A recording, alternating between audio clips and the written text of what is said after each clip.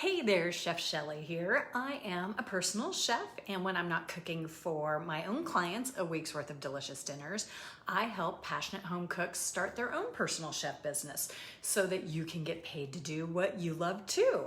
So today I'm kicking off a 4-part series, and I'm going to go over the exact 4-part framework that we do in the Personal Chef Business Academy that people use to get started with their personal chef business. So you're going to learn the exact steps to start your personal chef business. So first, let's talk about being a personal chef, what it is, so what it's not. So first of all, what it's not. Being a personal chef is not like being a restaurant chef. You don't have to work for someone else. You don't have to work nights and weekends. It's not like being a private chef where you work for one family full-time all the time.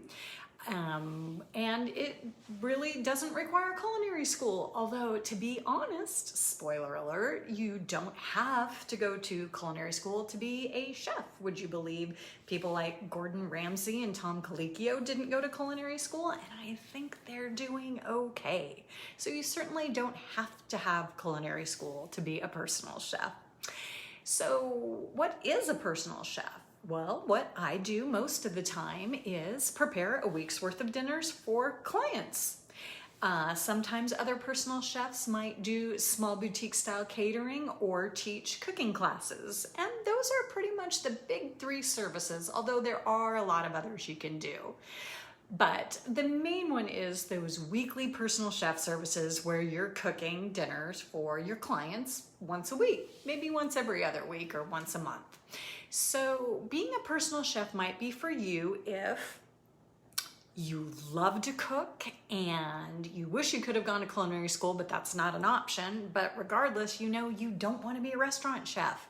Maybe you already have a family started and the last thing you can do is be working nights and weekends for a restaurant and holidays. Yeah, working Christmas when you have little kids is no bueno. So being a personal chef means you're your own boss. You get to set your own schedule. You get to work days when the rest of the world is working, as opposed to most of the hospitality industry. So there's that. Lastly, you get to be your own boss. Now, for some people, that is a super exciting thought. Now, for some people, that might be a little bit terrifying. So if the idea of making your own decisions, running your own business, doing what you want to do when you want to do it sounds great, then being a personal chef is absolutely a good choice for you. So let's see, the very first step of the framework to starting your own personal chef business. Here we go. The very first step is planning. You really don't want to just throw yourself into this without any kind of plan. So what this really means is making those first critical decisions about your business and what you want your business to be. So here are some of the things that you need to decide first when you are starting your personal chef business. First of all, what do you want to cook? Because you get to decide. Are you vegan? Are you more into family classics? Do you want to focus on gluten-free? Or maybe you have a specialty like Mexican or Latin food.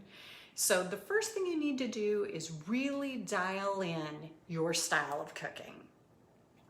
Okay, second, look around at where you live.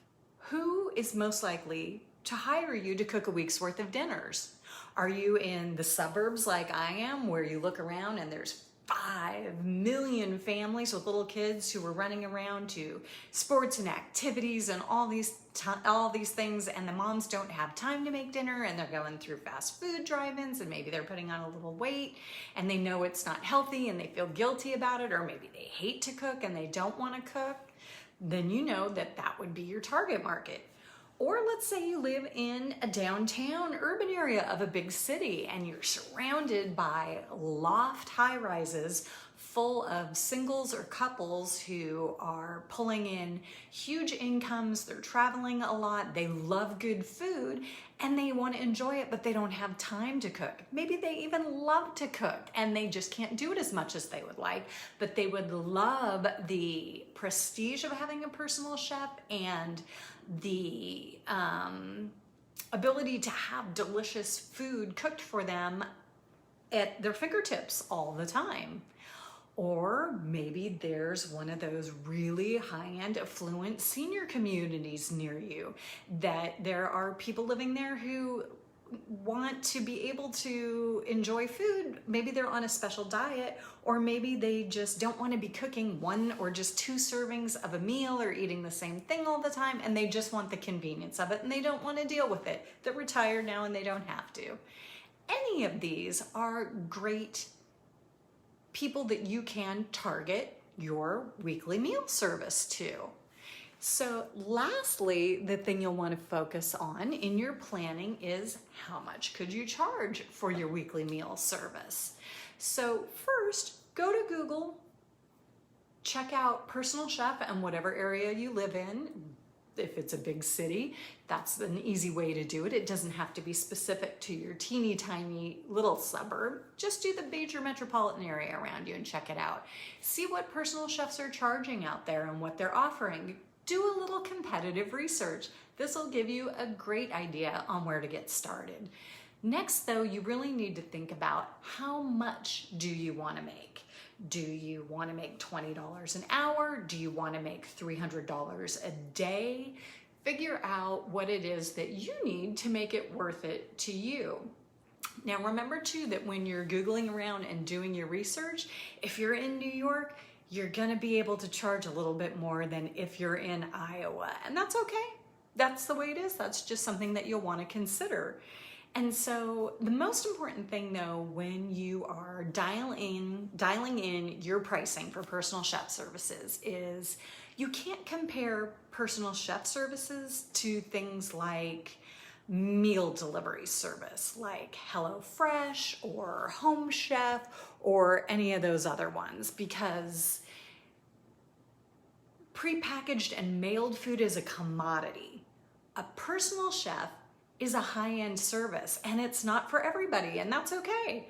One of the most fun things about being a personal chef is telling people that you're a personal chef and how excited they get.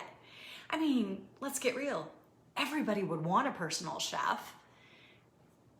There aren't that many people who are personal chefs. There aren't that many people who love to cook, who are good at it, who are constantly working to improve it and love sharing that gift with other people, and who want to get paid for it. So it's a premium service and one that's just not for everyone, and that's totally okay.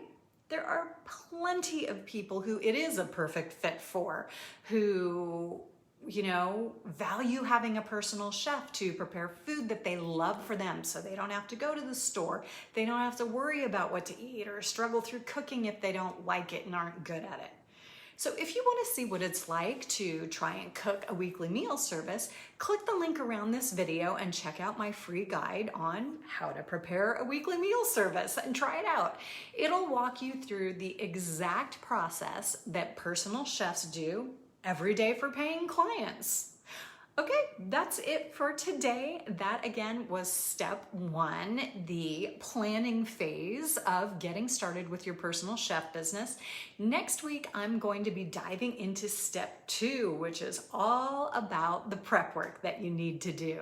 So again, go to that link and check out how to prepare a week's worth of meals for a paying client. And I will see you here next week. Cheers.